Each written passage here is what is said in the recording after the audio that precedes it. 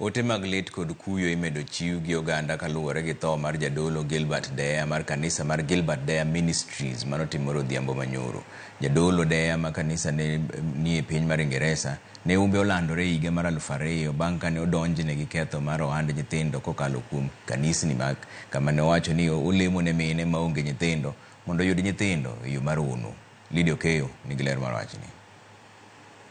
Odhiambo manyoro mar tich ariyo, jadolo Gilbert Deya mar kanisa mar Gilbert Deya Ministries nyowito ngimane masira mar apaya manoriwo nyamburko adek manotimore namba Kapiyo e apaya maya Kisumu kadhi Bondo. Jadolo Deya humbe nolandore kaluwore gi kit lamo manolamo ne mine ma onge nyithindo mane wachore ni ne olamo negi magiyud nyithindo mahono. E higa mar 2000, sirikal mapachoka kod sirikand piny Ingresa nochako timo nonro matut ewi honni mag nyithindo mane itimo gi jadolo Deya.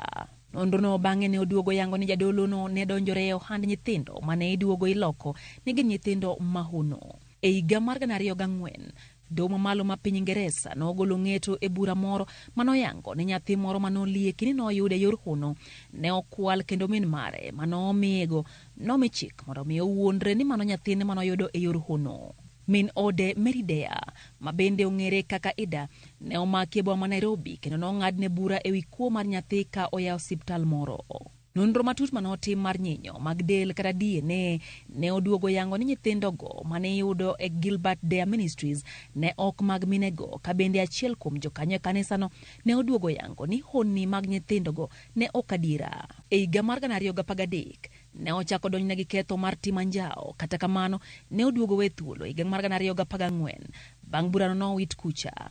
Bura mar kuo mar nyithindo kata kamano ne odhi mbele, gino manomiyo piny Ingresa ne oriembe pinyno kendo duoge pachoka e higa 2017 kama ne buchego nodhi mbele. Dwe mar abich higa mar 2023, Deya ne ochung' kende ma otimo neno owuon e doho kaluwore gi buchego. Eka dwe mar auchiel 2023 ne owit buchego oko kendo ne owe thuolo kaluwore ne onge neno moromo mar buchego.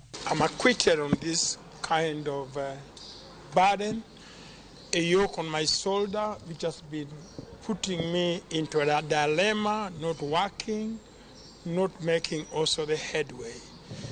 It has been so sad that I've been labeled as a child stealer. Some people say I'm a child trafficker. Bang' mano, ne onyiso dwaro mare mar dok e piny Ingresa, kanyo ma kanisni ne duto nitiere, dwaro mane ogore Luanda.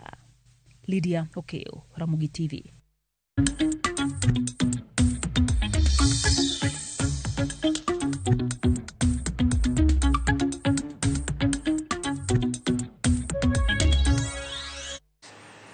Atimo mos ahinya ne familia mar Gilbert Deya kuom wito Bishop.